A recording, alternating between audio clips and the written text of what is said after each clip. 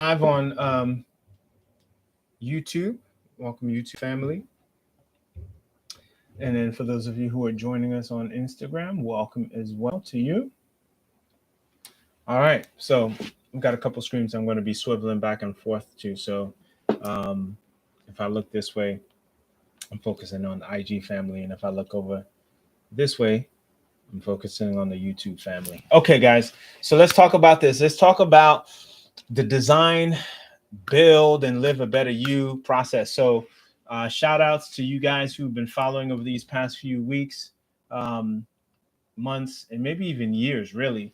Um, this past week, you may have noticed that I was featured on the list, and that was a pretty remarkable experience. One of the things that most people don't know is that sometimes, when a program like that is created or shot, that you don't really get a chance to see what the entire, segment is going to look like until it's done, right? And so I just want to give a shout out to the list and the executive producers and just the team there for just doing such a great job of putting it in collaboration with the conversation that we had, assembling it in a way that just made it work, right? Made it match for people to identify, where they are in their design, build, and living a better you process. So, that being said, tonight I want to talk about something that actually kind of came to my mind. Um, I think it was maybe a day and a half after, right, that particular segment was released, and and it was like this question that kind of came in a whisper, and it was like, are you okay with being rare? Right? Are you okay with being rare? Or do you just want to be like everybody else? You want to be a replica? And the significance of this question had to do with the process that I went through to just really get to a place where I could embrace the original, I guess, framework of my particular work as an image architect, right? Because I hadn't really come across anyone up until I started to talk about personal development, self actualization inside of an engineering framework. I hadn't come across anyone like that. There may have been like one person years back that was using a blueprint process, but I wasn't sure what their process was, right? So outside of that, I've always been sort of like a pioneer in this thought process of identifying people's lives as buildable using the same principles that I used as a professional when I was in the engineering field, right? Especially in commercial construction, right? Let's also be very, very particular about that.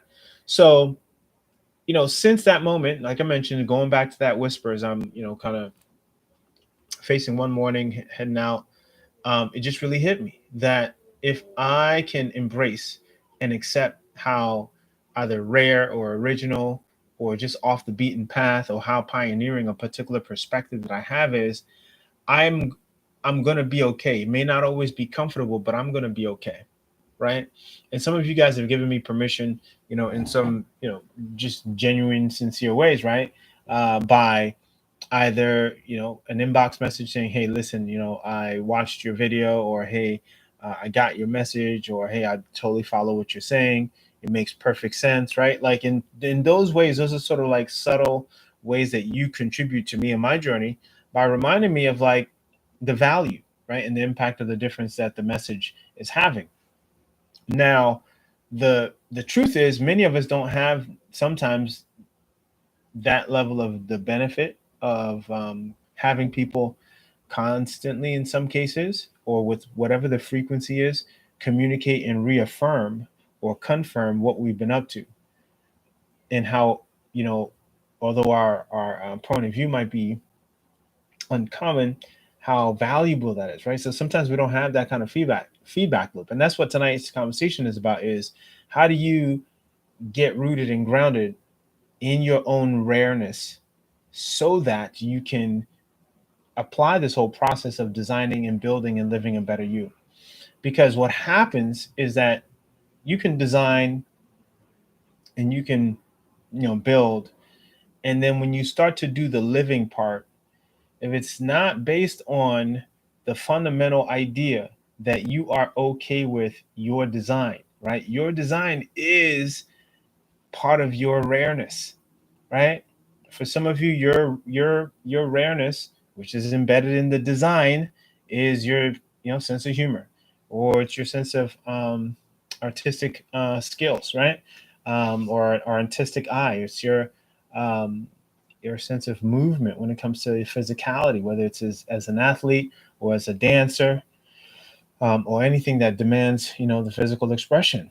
And so there are so many parts of us that I think we suppress, and we try to design our lives after other people's lives, what we see online, what we see on the internet, on social media. I mean, even sometimes what we see in our neighbor doing, and we suspend the fact or displace the fact that we are original people, right? Like individually, we have our own origin story and origin situation. And so I'm going to make this very, very brief. And then for those of you who are interested in the visual sort of exercises that I'm going to walk some of you through, I'm going to show you like how to like really begin to deal with this part of us that usually, if we don't get it straight and we don't embrace it, it destroys the whole process of designing and building and living a better you. Is this making sense to everyone? Right? So, so I just mentioned that some of us, we have certain properties or certain skills, certain traits that are part of us, right? That influence the design or whatever it is that we're going to design or whatever it is that we want to design. And without embracing those traits, those things undermine everything else, right? That's the foundation. Okay. So that being said, let me break it down for you like this, and then I'll get into on the Zoom side the training to show this diagrammed out. So I want you to think that one of the things that was said in that design, build, and living a better you segment was how we all have 5 areas of life. Inside of the 25 blueprint methodology and models, they're referred to as kingdoms. In the segment, they're referred to as categories, just to make it easier for people to really kind of get it, right? But inside of the 25 blueprint model, I talk about them and consult and coach on them based on this idea that you have kingdoms, right? And those kingdoms, there are 5 of those kingdoms that you are responsible for governing, right? That you have to be sovereign in overseeing. Am I making sense? So the first kingdom is faith, and then you have fellowship, then you have finances, then you have feelings, and then you have fitness. Okay? Faith, fellowship, finances, feelings, and fitness.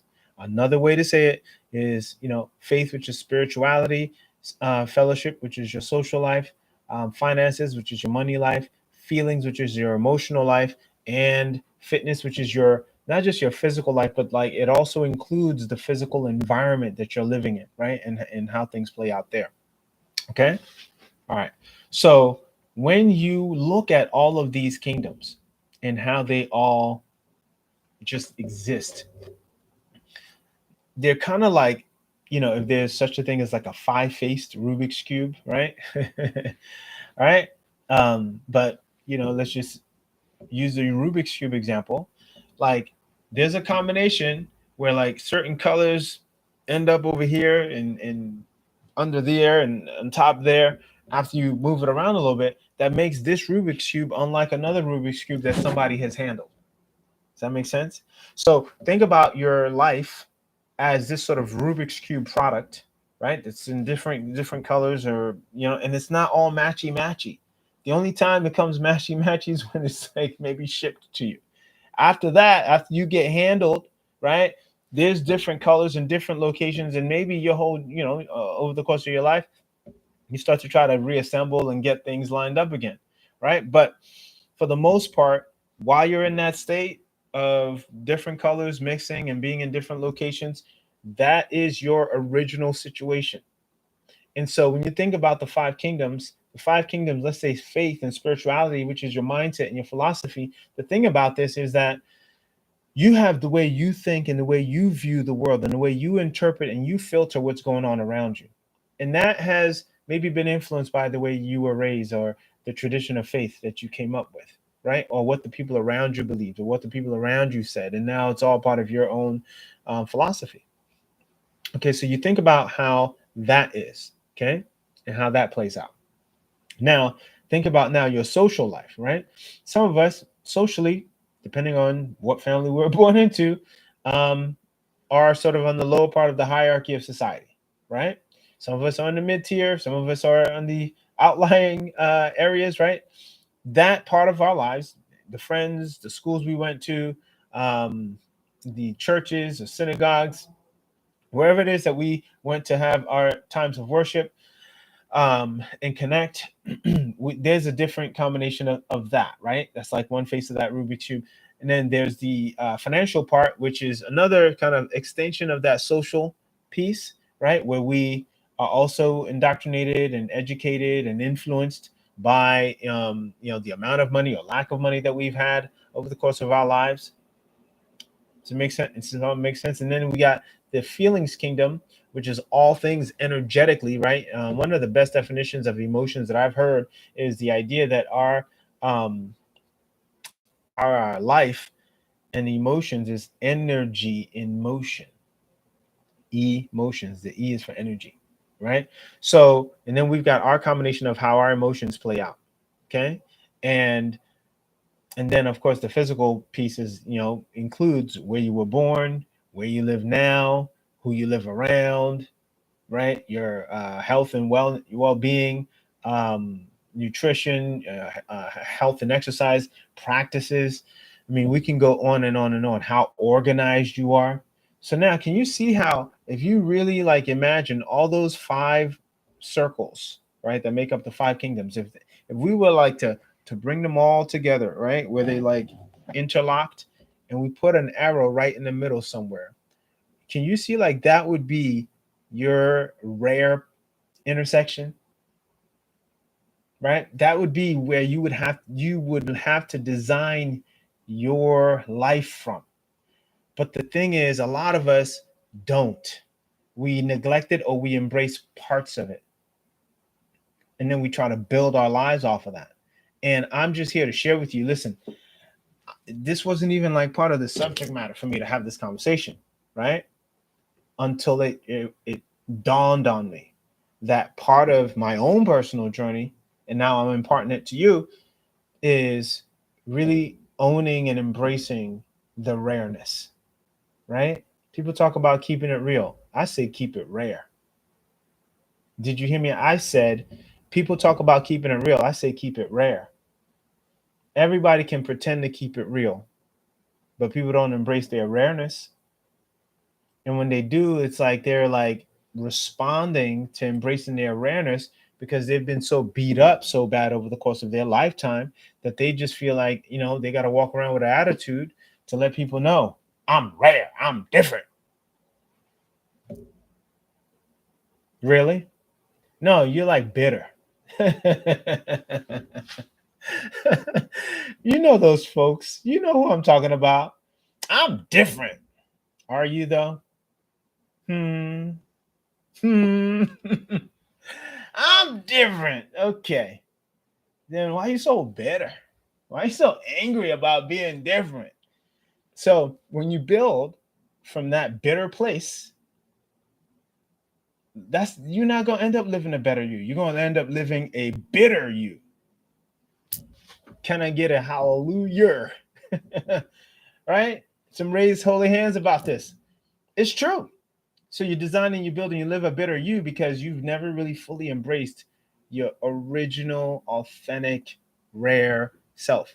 Wherever you might be right now, you're in your 20s, you're in your 30s, you're in your 40s, you have some interesting combinations of circumstances and situations that you've been in any of those five kingdoms that have formed and forged your character right now.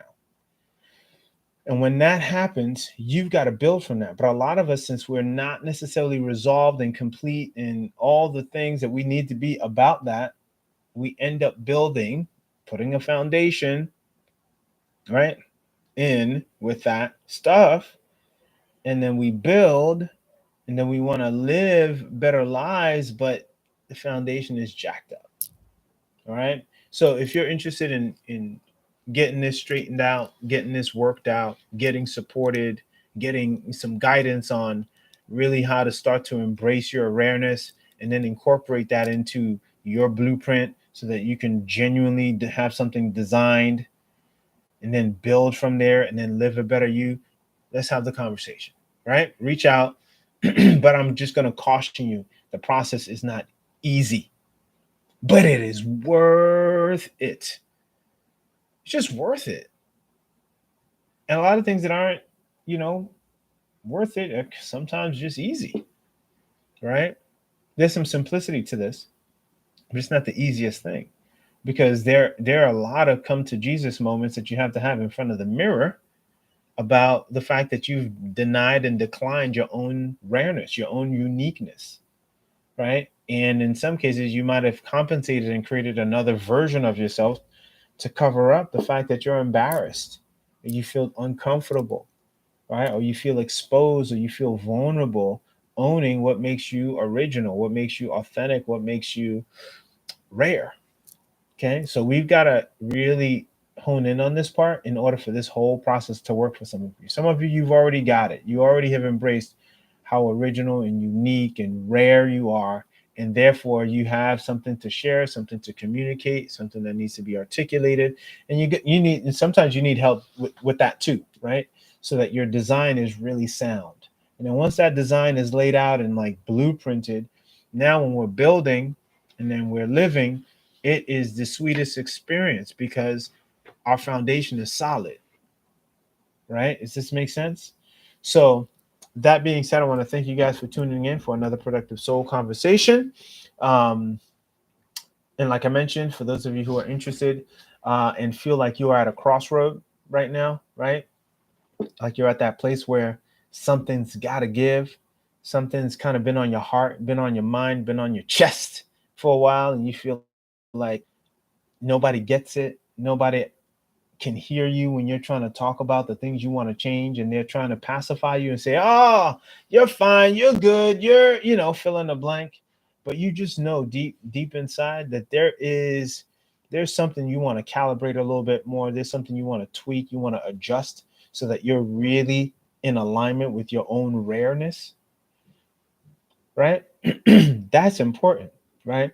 Having someone or being in an environment where that's genuinely listened to and genuinely heard, and then genuinely kind of repeated back to you so that you know that you've been heard and you are understood, and then being able to build a blueprint off of that, and then being able to start setting up your life to build your life so that you can live that better and rare you.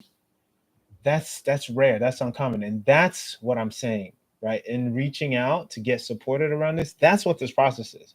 This isn't quick fix, woohoo, get it done. No, this is like life, real life. It's live, it happens day in and day out, week in and week out, month in and month out. And it takes a certain kind of like rhythm and routine and ritual to kind of get adjusted to, so that like that new life, that better you version is, easy to get used to, or gets easier to get used to. And even in some cases, you getting comfortable with other people having to adjust with this better you, this new version, this you 2.0 version, right? That's now showing up around people. And then people, of course, naturally are going to be like, hey, who do you think you are?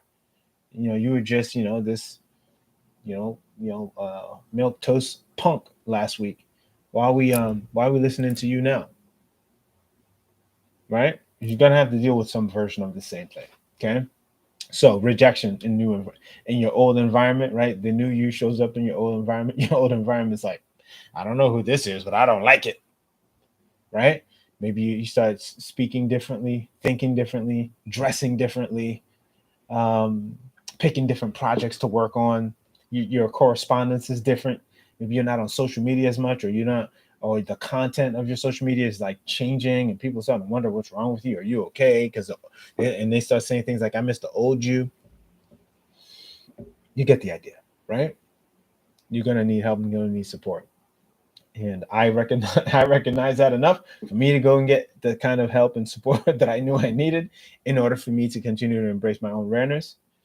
And I also invite you to participate in that process for yourself. So, in the description area, I'll leave the information that you need. For those of you who really want to put this into action, fantastic. For those of you who, you know, You're still figuring out, still suspicious about this whole, design, build, living a better you thing.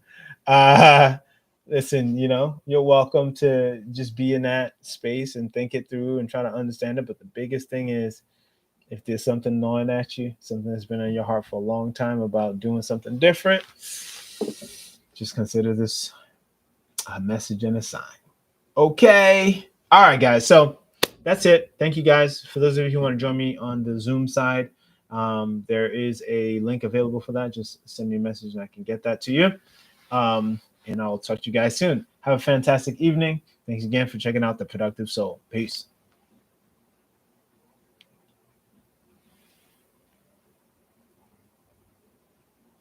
All right, y'all. Just ended my IG. If you haven't subscribed to this channel, do that now. If you haven't liked this video, like it now. If you haven't left a comment saying what you got out of it or what you've been getting out of my content, go ahead and do that now. If there's people in your life that you're like, I think so and so would really like listening to what I'm putting down here, share this with them. Don't let life be some dress rehearsal that you're not taking action on, that you're gonna wait till when the show comes on and you really gonna remember your lines. No, no, no, no. Remember your lines now. Do the things that you know you need to be doing right now. Okay? That's what has this whole thing work. So anyway, I want to thank you guys for those of you who are joining me on YouTube. I know I've been slower on the YouTube side with creating and sharing, whether it's videos or content, whatever form that it needs to be in. But I want to do that more. And in order for me to kind of get a good sense of how it's going, I need your feedback. It helps. It helps to just know what people are appreciating and experiencing. Okay. So that's it. Love you guys, and I'll see you guys soon. If you're interested, of course, in the Zoom side or being part of the 25 Blueprint Academy, where some of these trainings are made available, you know what to do. Just look in the description section, reach out, and we'll get you where you need to be. All right, guys. Talk to y'all soon. Peace.